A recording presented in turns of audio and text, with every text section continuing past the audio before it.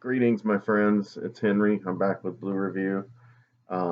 It's November 2nd, and today is the Day of the Dead. I just finished reviewing today's offerings for the 13, which turned out to be 14, days of Halloween, which were the Day of the Dead and the Beyond. Now, as the Day of the Dead wanes, I'm going to go ahead and segue into a new episode. And a new phase here of the show. On episode 12, I displayed my loot that I received from the Criterion collection from their half-off flash sale, which was a preview to their biannual half-off sale with Barnes & Noble. So I went through the 7 titles that I received there, and that video has proven nicely popular. So I'm going to start covering some Criterion titles to celebrate the month of November's Barnes & Noble half-off sale. And if you guys can afford it, by all means, snag a couple of titles, however many you're able to. It really, the savings really add up the more you buy, but they are costly anyway. So they're around $40 a pop, standard retail price. So, you're going to be getting them for $20, but that's cheaper than you're going to get them on Amazon or eBay, new and unopened. So, if you have the money, and I know a lot of us don't right now, it was tight for me. It was a kind of a crisis of conscience to even make that order. But I was like, I'm probably going to make this order before the end of November anyway. And the titles I want could be out of stock by then. That happens quite often during these sales with the Barnes & Noble half off. So I went ahead and grabbed 7 upgrades that I really needed and wanted of titles that I had on DVD that either I had on DVD or that I had on Blu-ray previously in one case, or had never owned before. So, and the DVD copies I had, I've either sold or are selling right now on my incredible eBay channel, which I probably need to start plugging a little more aggressively on this channel, because there's a lot of great stuff on it. I've got hundreds of items at decent prices and great condition, and some of the prices are actually more than decent. So anyway, I've decided to just talk about some Criterion titles for the next few episodes. I may occasionally throw in a random episode here and there. This isn't really an official series like the Halloween thing was. I'm not on a strict schedule or list of titles I want to carry. I'm just going to kind of randomly grab Criterion titles, talk about 2 or 3 per episode. And yeah. So today I'm going to talk about 2 favorites of mine, which I upgraded to Blu-ray. I'm still selling the DVDs on eBay pretty cheap, so if you're interested, you might want to grab my copies on there if you can't afford the Blu-rays, or if you're just still really crazy about DVD, and a lot of people are, which is thankful for me since I'm selling like hundreds of DVDs. So let's get to it. The first title is Seconds. Seconds, a film by John Frankenheimer, 1966. I was pleasantly surprised to find that this was coming out on Criterion a couple years ago, and well deserved, maybe more than a couple of years ago, in the last few years. And this movie was kind of had kind of fallen into obscurity of sorts, and was kind of, well, the first kind of revival that I was aware of was when it played on Canadian television with some footage that apparently wasn't really originally intended for it, but which was R-rated footage, even though this was pre-R rating. So I don't know if that would be an M rating or what, but that footage was inserted into the movie, and it's in the movie now permanently. So some have argued, with good reason to an extent, that this is not the director's cut, even though it has the extra footage.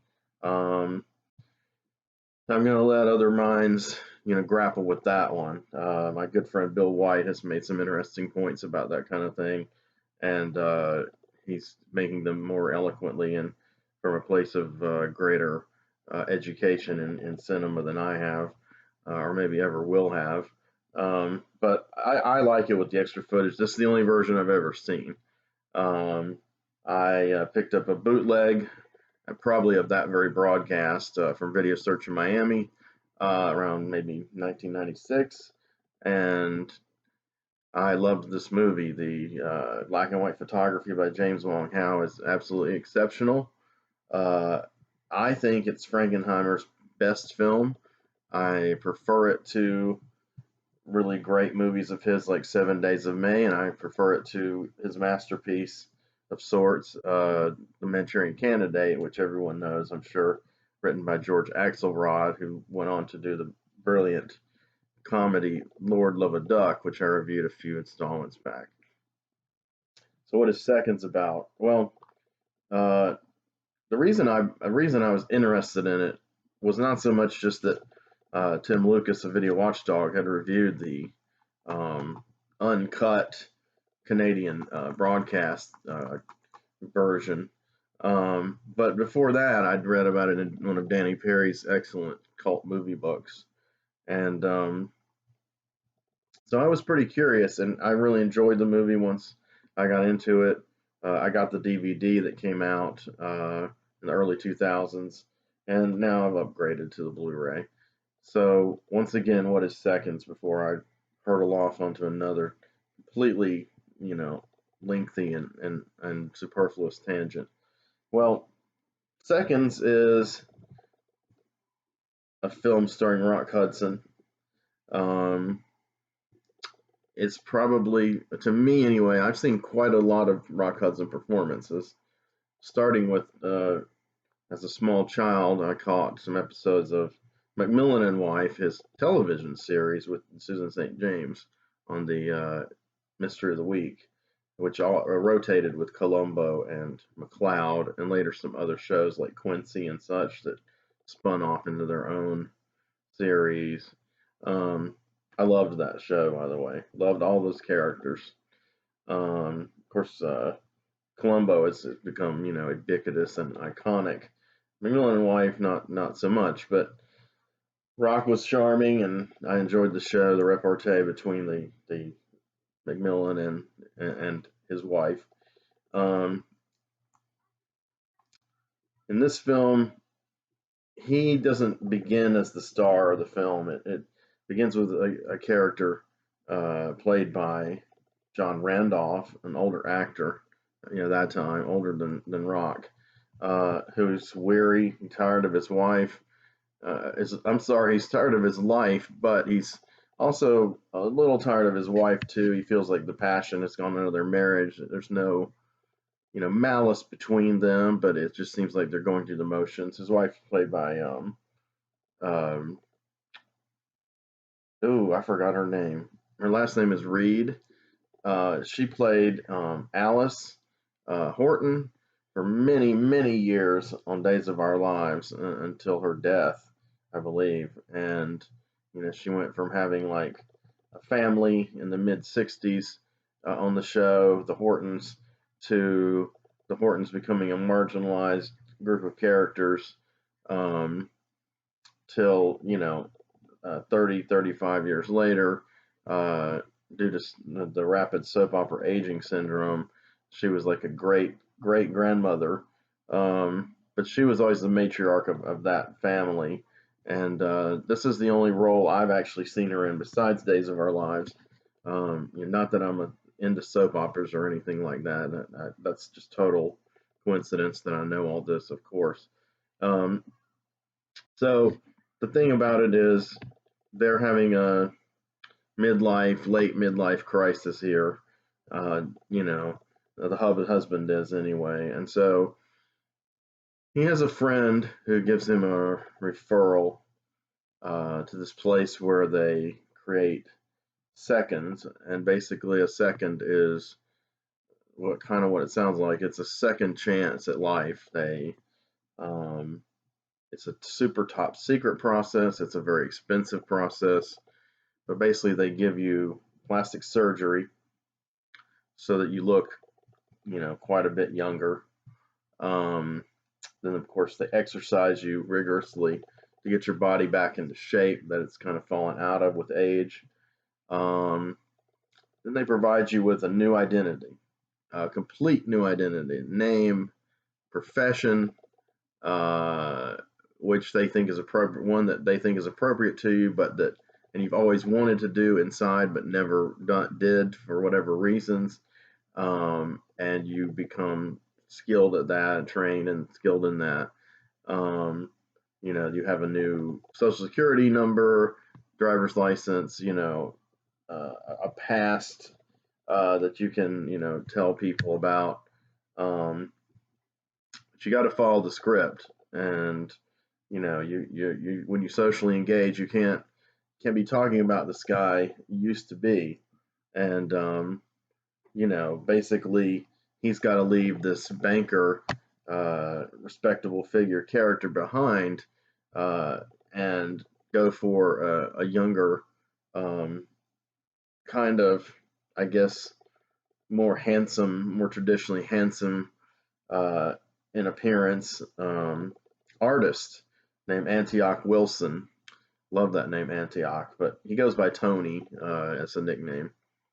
So Tony is established in a new life. He's gone through that whole rigorous, grueling process I just mentioned, and at first he's pretty damn happy with it. He finds he likes doing art. He's kind of has a nice little resort near the seashore where he hangs out in this little community, and everything seems like it's going okay.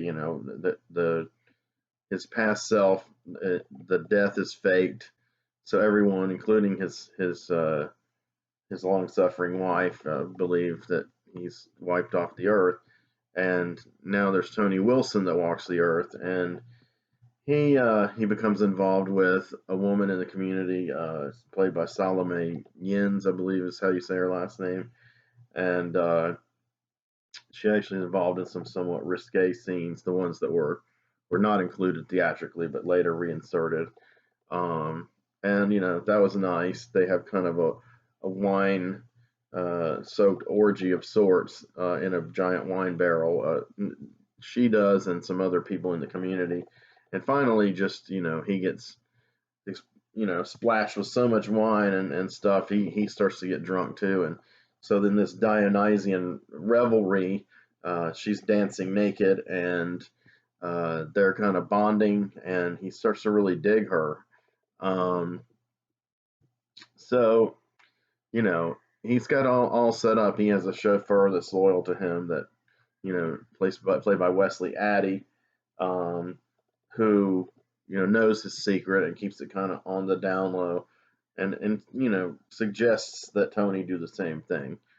Um, Tony, however, a couple of times when he gets intoxicated, he kind of starts talking about his old life because he's obviously lost his inhibitions, and he's smashed, and how many of us have done that, began rambling into other things in our lives and in the past, and it all seems like this long unending conversation you're having with people, and there's no inhibitions here.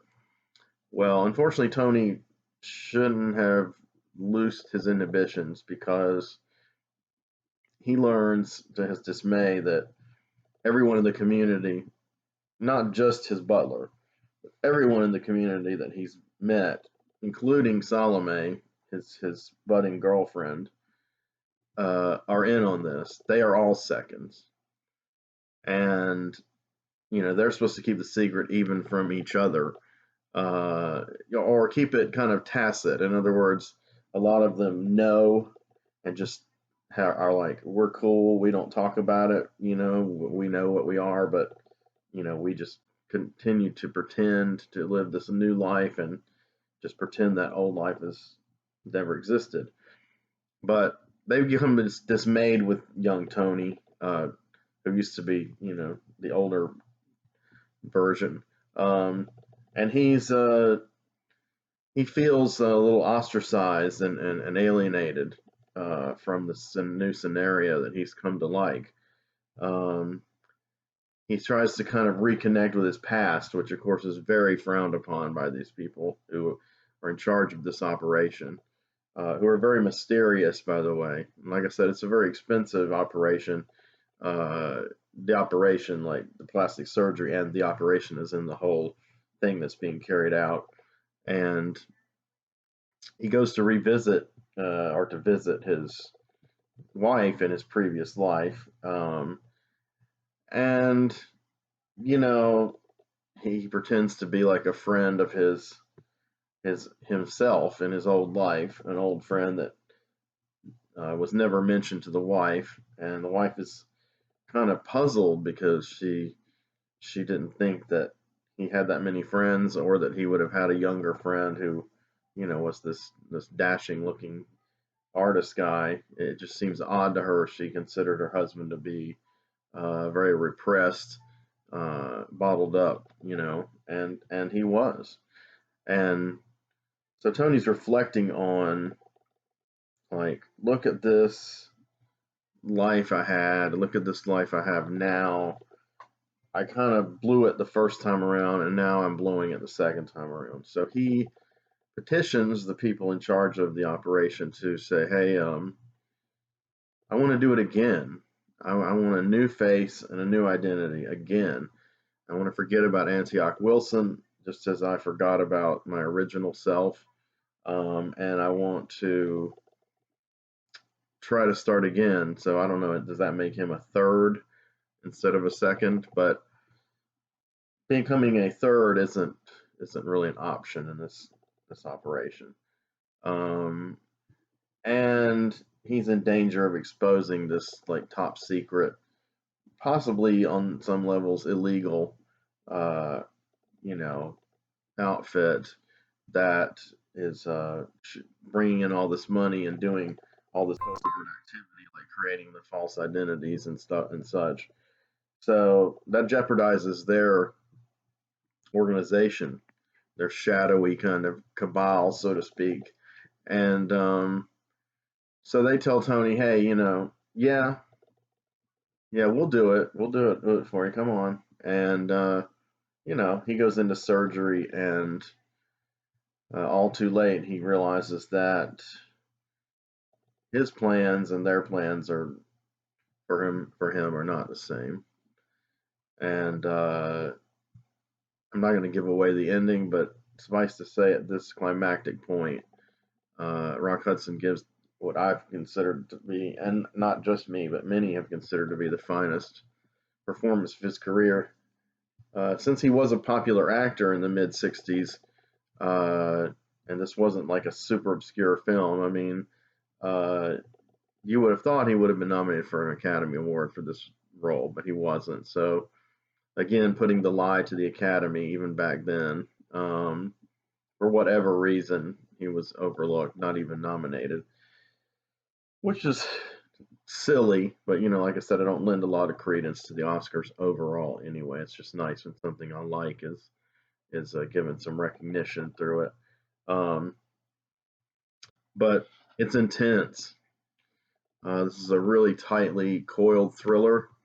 There's kind of this undercurrent of paranoia and such, constantly festering beneath it, even when he's, claiming this new happy life for himself. He just doesn't quite fit in the new life, just like he didn't really fit in the old life.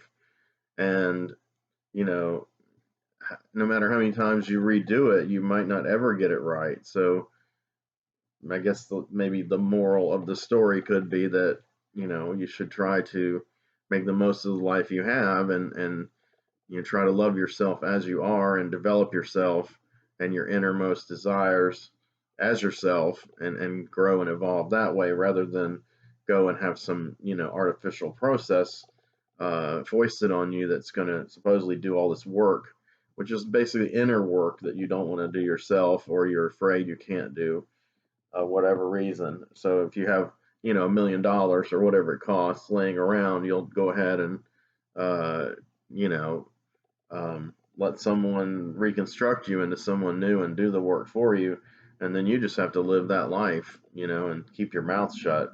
But Rock, he wasn't happy with the new life, and he didn't keep his mouth shut, which was unfortunate for him. So anyway, Seconds is brilliant. I love it. Obviously, I've watched this movie quite a number of times when I had it on DVD and on the bootleg VHS. Uh, I have not watched it on Blu-ray yet. It's going to be one of the very next things I watch. So I'm just assuming that the remastering and the 4K digital transfer is amazing. I'm giving it the benefit of the doubt ahead of time, but I wanted to talk about the movie since now I own it, and I'm pretty excited about owning it on Blu-ray. So there's some extras on here. There's a vintage audio commentary featuring John Frankenheimer. There's a new interview with Alec Baldwin. I'm assuming he must be a high-profile fan of this film because I have no clue what Alec Baldwin would have to do with this movie otherwise. There's extras from a television program featuring on-set footage and interview with Rock Hudson. Also vintage from 1965. There's a new program on the making of the film with interviews. Another interview with Frankenheimer, and a visual essay by film scholars, plus a booklet, which is in here. You can see the wonderful Blu-ray, and this is the booklet. That's some very cool original art, and goes into all this kind of stuff with an essay and all the credits, as most of Criterion's booklets do. So, highly recommended. Even though I haven't watched this Blu-ray yet, with confidence I can. Now, if you go out and buy this Blu-ray, like say at the Barnes & Noble sale, it's half off, and you're like, man, this is garbage. That covert guy is lying through his teeth. Then I'm sorry. I apologize. And I hope you can get a refund. So, okay, this is Orpheus. This is in my top 10 favorite films of all time. I would posit it at around maybe number 6 or so. And it's kind of gone up and down, but it's stayed in that estimable company for quite a number of years. John Cocteau directed this film. Of course, he did La Belle et la Bête, The Beauty and the Beast, which is also on Criterion, which is kind of a wonderful kind of ethereal fantasy take on the fairy tale, The Beauty and the Beast, and quite imaginative, quite different than what you would expect. It was made, I believe, in 1946, so wow, it was kind of ahead of its time as far as deconstructing this fairy tale and adding kind of another level of artistry to it, almost a mystical quality to it.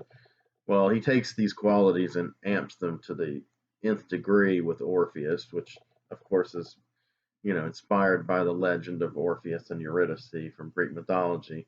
This movie is in France, its native country, known as Orphée, and then Orpheus, more worldwide. Here's some inner sleeves. This is the character of Death. I believe this is a negative photograph. It's pretty cool. And then, of course, we have our wonderful Blu-ray, Orpheus. Orpheus is the way they recast this story, as in, updated it, remade it for 1950 when the movie was made. Orpheus, or Orphée, is a very famous poet in France, and he has a bit of a chip on his shoulder about it, and kind of an ambivalent relationship with his audience and the public as a public figure. He's become a bit jaded by all this, and he feels like his work is not inspired anymore. Perhaps success has spoiled Mr. Orpheus. So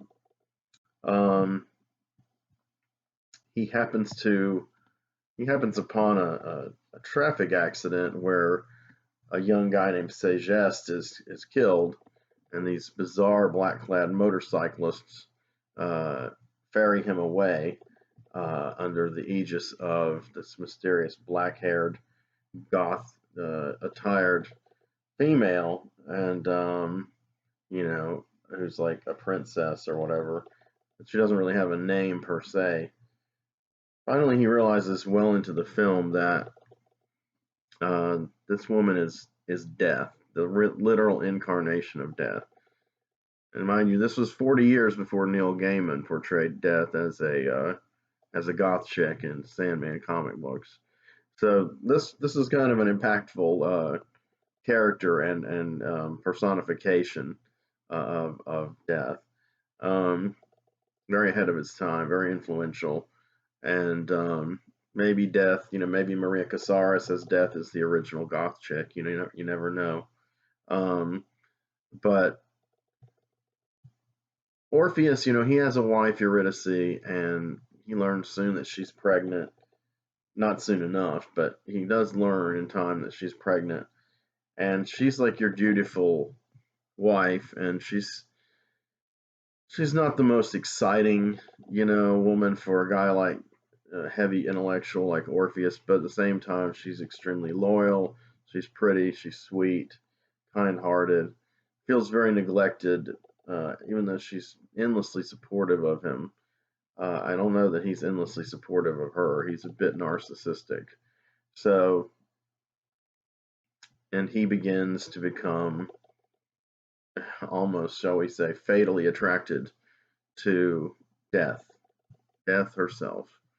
And, there are all these points made, mainly visually, of text and subtext. The idea that, death inspires every poet and every artist. One line is that we see death every time we look in the mirror because we're aging with every second and we're approaching death. The way to get through, the way death travels in and out of our world and us into their world is through mirrors. And it's great effects where they put on these rubber gloves that look like dishwashing gloves, and they put them on, but actually the way it's photographed is they're taking them off, and it was reversed. Cocteau is great with simple but weird special effects. He has been a big influence on David Lynch, who was equally facile with things that seem very simple but that are kind of staggering in how otherworldly they appear. So they put on these gloves and they kind of put their hand through the mirror, and the mirror becomes like water, and they kind of pass through into the underworld. So Death has the spirit of Segeste with her, the poet who died, and he was a poet also, that the guy who was killed by the motorcyclist, and he was an unknown poet, though. He was just this kind of guy like roaming the streets kind of. I knew a guy like him once named Chris. He reminded me and even looked like Segeste, thought, I'm going to just keep reeling off this poetry and eventually somebody's going to notice me. And his poetry is noticed because it begins being broadcast through the car radio of Orpheus and Eurydice, which, again, is a strange touch and very cool. And Orpheus is fascinated, and he starts writing down all the lines. He doesn't know where this is coming from, and it's like these incredible poetry. And John Cocteau in real life not only was a visual artist and a filmmaker, he was also a poet and writer. So they are pretty incredible lines. And then he tells them, hey, I've got to do this. I mean, any one of these lines is worth my whole oeuvre, so to speak. He doesn't say oeuvre. Well, maybe he does, since this is in French and I've forgotten. But and the wife is like, well, all you do is sit and listen to this radio all the time. I could be dead and you wouldn't even notice it. And he's like, we were dead and didn't notice. And this movie's flooded with incredible lines and dialogue and just profound stuff. Done in an entertaining fashion. There's kind of a whimsical lightness to some of the scenes, and other scenes are very stark and powerful. It's a filmmaker in total control of his medium, because he's an artist in all different mediums. He was in reality. And yes, the band, the Cocteau Twins, is named for Jean Cocteau. Cocteau's one of my heroes. He came along with the Surrealists and was influenced by them, and then kind of broke his own path. And kind of a lot of his work really is about storytelling, and the of surrealism, surrealistic events, and reinventing the whole kind of just poetry as like all art as poetry. And in this case, cinema became his medium for his poetry.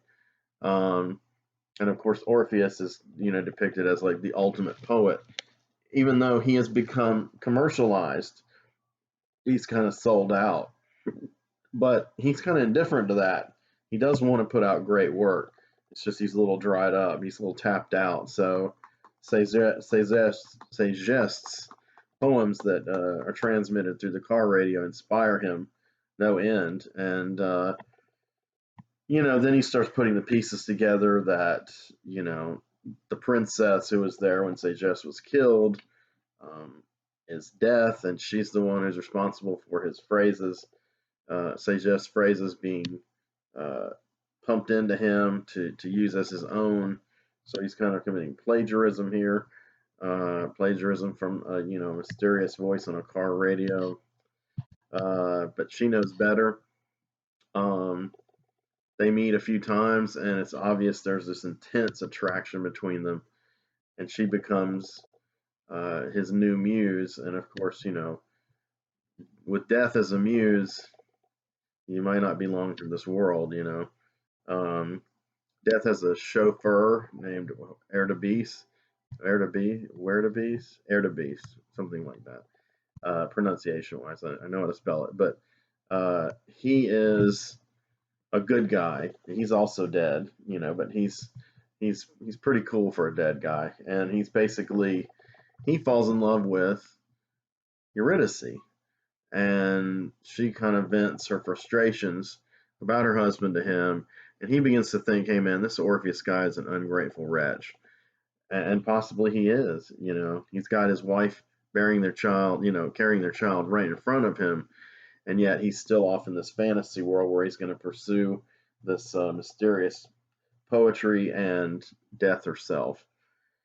And this has repercussions for all the characters, because apparently there's a tribunal that controls these matters, these universal matters, and it's portrayed in a very mundane fashion. But that's what's so realistic about it, is that these are like godlike beings that are that even death answers to. But they look like some cats in suits on an ordinary table. So he's got that kind of stark Spartan kind of way of showing these things rather than being florid. And what I've found through the years with art, and especially film, is that minimalism holds up longer than something that's grandiose. And the starker it is, the more minimalist, the more chance it will have a lasting value and a lasting visual appeal. And I think I can give you a great example of this among science fiction films is The Day the Earth Stood Still.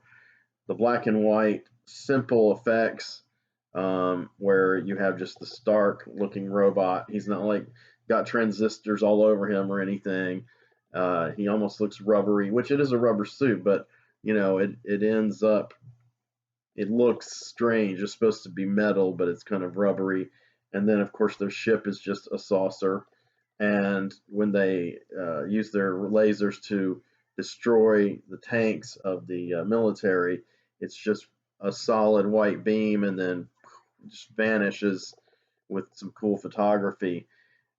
And that stuff looks cutting edge today still. It's because it held back, it made the most of its resources, it production value, so to speak. Something an old friend of mine used to lament, but he didn't really grasp the meaning of the term production values. But those are production values. You're getting the best look out of your shots as possible, regardless of your budget or anything. Your skill is what's making it have value, more value than on paper, budget-wise, than it would. That's what a production value really is, not what some people have mistaken it to be. It's not a highfalutin thing. It's a good thing that any filmmaker, you know, should strive to have, and bring out. Use their resources, uh, however limited, in an optimal fashion to communicate their story. So, yeah. So, The Day the Earth Stood Still is held up better than Star Trek, made 15 years later, which attempted to be all sci-fi, and science fiction-y. And in my opinion, I mean, Star Trek was a well-written and well-acted show. Conceptually, it was fantastic, but visually, cinematically, production design, effects, it has not held up at all, really. Whereas works like Day the Earth Stood Still and Mario Bava's Planet of the Vampires have. Planet of the Vampires has a little different aesthetic than Day the Earth Stood Still. It's in color, but they're wearing these stark suits, stark black leather suits, limed with yellow, and they're in this kind of very basic looking ship that has this kind of cobalt blue and has an interesting design, but it's not grandiose or over designed. So the days before Star Wars and post Star Wars effects, where you could take these ornate things and make them believable as Star Wars did, at least visually, and Alien, afterwards, and of course, Blade Runner and the Star Trek films themselves.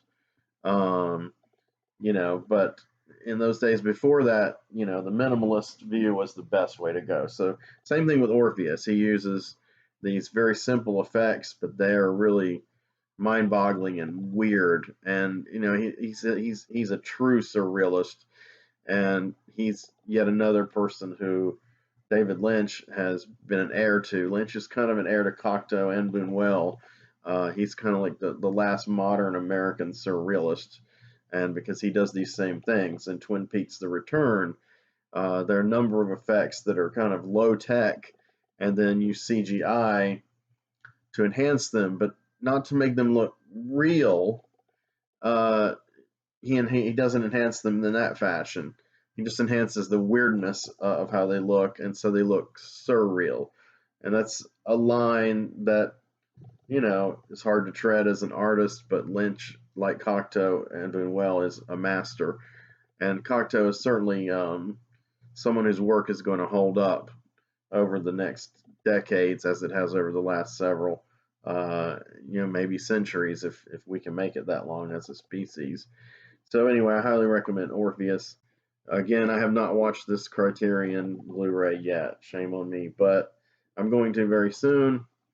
I have faith in it. I had an older Criterion DVD of it, and it looked great. And from all accounts, this is another quantum leap ahead of clarity and beauty of image, which Cocteau really was a master of. So I want to say thank you.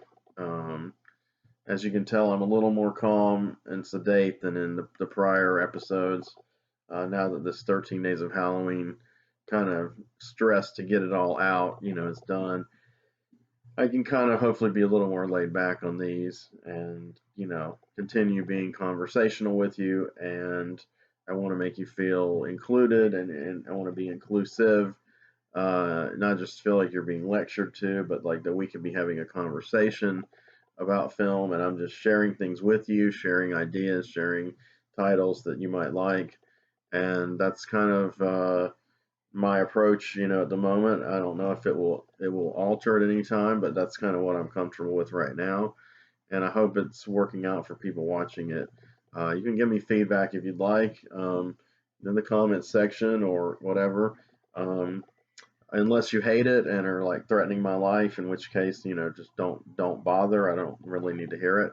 But this is YouTube, and a YouTube comment section is kind of fair game for that. So I'm not encouraging any of you to go off on me, but I'm just saying that it could well happen. So I'm girding myself. But anyway, if you have something positive to say or correct me on some of the details and facts, please do so. But you better be accurate, because I really do know this shit, and I just happen to forget certain things in the spontaneity of doing this. But if you have some concrete corrections that are verifiable, please tell me. Like, if I ask for a correction while I'm talking, like, I can't remember the name of this. Does anyone know what it was? By all means, jump on in. And I'd like to thank a couple of people before I split. As always, Sean Lee Levin is my #1 fan, and he is a kibitzer of the highest degree of this thing. He's the curator of my Flickr Street studio, and so right now he's kind of helping me out with feedback and support on this project, as well as he has in numerous projects. My good friend Tim McLean, who is really a cinema savant, in my opinion. He would probably disagree vehemently, but he is. He has been very supportive, and there have been some kind people who have shown a great deal of interest in what I'm doing, like Pearl Salkova on Facebook, who's a young Twin Peaks fan who is becoming like a young Henry Covert fan, and I really appreciate her enthusiasm and kindness. Um, I'd like to thank Girl Behind the Counter, Bridget Bardot. For all you know, that's her name. She has her own channel called, amazingly, Girl Behind the Counter, and she's doing something in the same ballpark as me. Different angles, different vantage point, but essentially discussing cultish films from a very naturalistic angle, and I love her videos. So thank you, Bridget. You've been a great influence on me. I hope you'll watch this and comment, or at least smile to yourself inside that someone appreciates your work, someone who's also trying to do similar work from a little different perspective, but in that same vein. So those are a few thanks, a few shout outs. I try to include a few every episode. Tim Tolbert, he's another guy who's been very supportive of me, and he's a great friend. I'll think of some more next time. So I'm, as you can tell, an inveterate name dropper. So I love you guys, and I'll see you soon.